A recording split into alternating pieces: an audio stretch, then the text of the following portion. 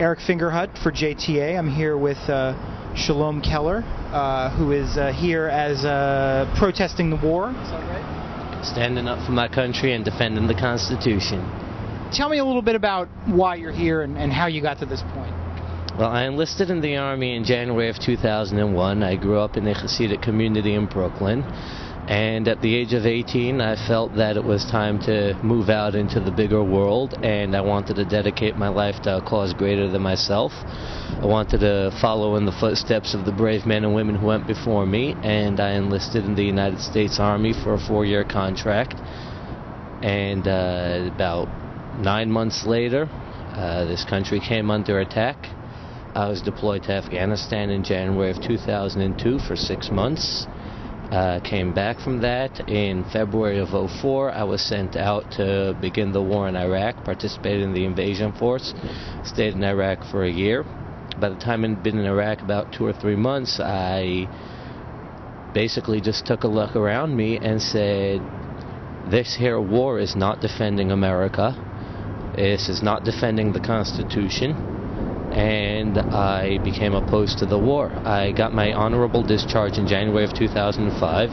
A month later, I heard there was an organization called Iraq Veterans Against the War, and it seemed like the obvious decision was to join, and I've been active with IVAW ever since. I came out here to St. Paul, and last week I was in Denver because I feel that the oath I took to support and defend the Constitution against all enemies, foreign and domestic, did not expire when I got out of the Army. I still need to stand up and defend my country. And in America, the politicians are accountable to the people. And so I came out with over 100 fellow veterans to remind the politicians that they work for us, we don't work for them.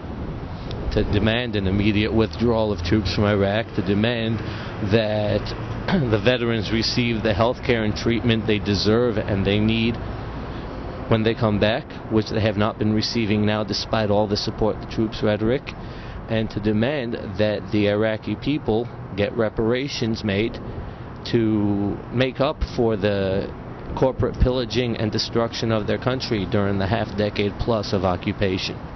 What was it that you saw in Iraq that really turned you? I mean, was it something specific, to make you go from someone in the military to someone who not only didn't want to be in the military anymore, but actively was protesting, what the country was doing?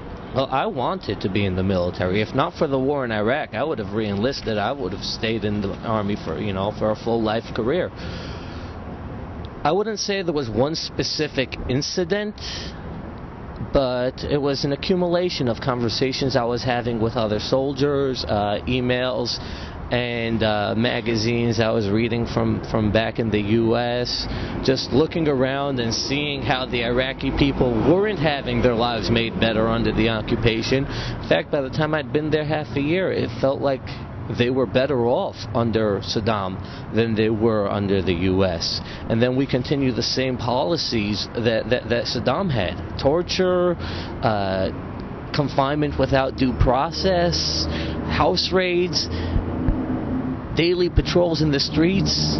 It seems like they were probably, and I'm in no way defending Saddam Hussein, he was a dictator, but quite frankly, when we're not even looking out for the freedom and liberties of the American people, how can we say that we're going to export democracy all over the world?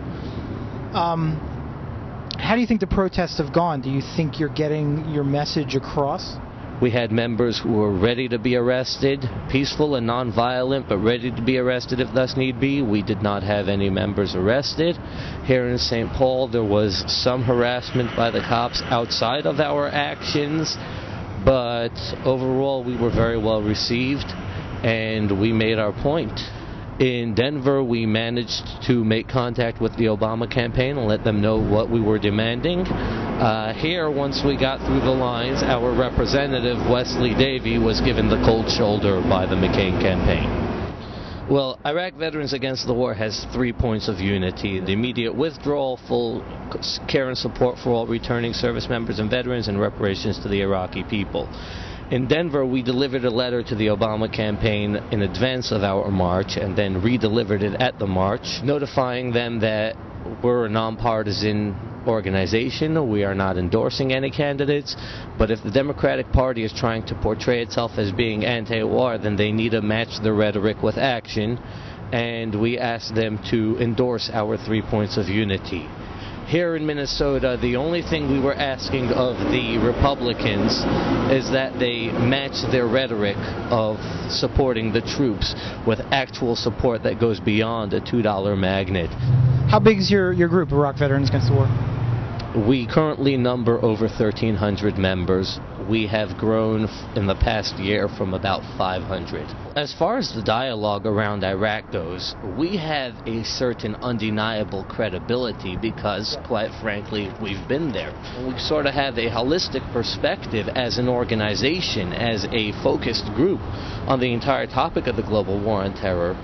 And we feel that our voice needs to be heard more than all the politicians and pundits who when they go to Iraq have details of security to protect them and do not actually get to see the daily grind on the streets. I feel that support for the troops means demanding that they all be brought back.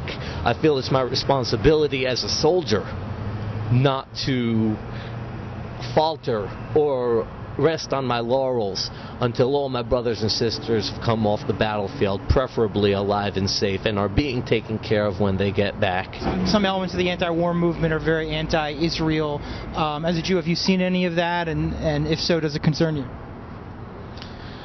Well, as a Jew, as a Jew who is educated in the Torah and the Talmud, I look back to the scriptures for my own personal revelation and insight. And if you look at the words of the Nevi'im, there's nothing in there about going overseas and fighting a foreign occupation. The prophets have constantly chastised the Israelites throughout history to pursue justice, to pursue the way of peace. Although, yes, there is an anti-Israel sentiment among some elements of the community, I haven't seen it to be explicit anti-Semitism so much as merely an attempt to link the occupations.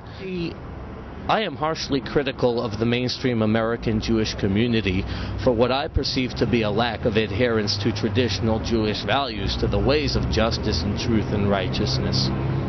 Are you still religious, and how does that background inform what you're doing now? I grew up as a member of the Chabad Lubavitch community, and one of the reasons I left at the age of 18 was because I saw it to be quite frankly, a cult.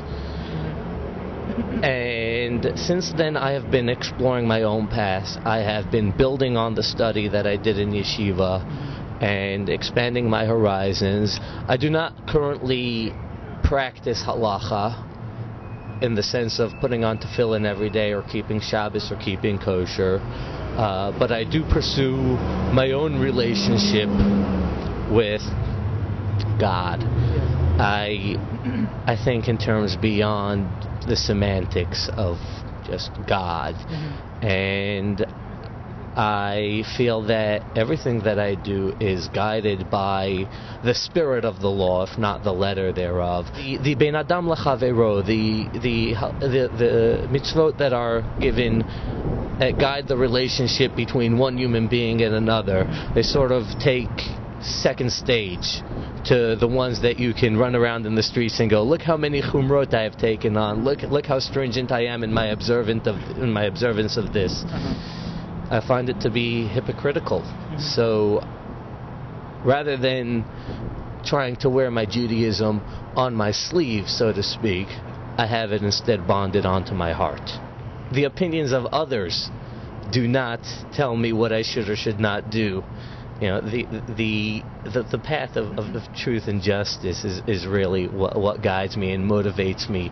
And I want to be able to live in peace with my conscience. I want to be able to know that after 121 years, when I move on to the next world, that I can look back on this life and say, yes, I lived it in accordance with the ideals and principles that make America great, and the ideals and principles that make Judaism a religion that has survived these thousands of years.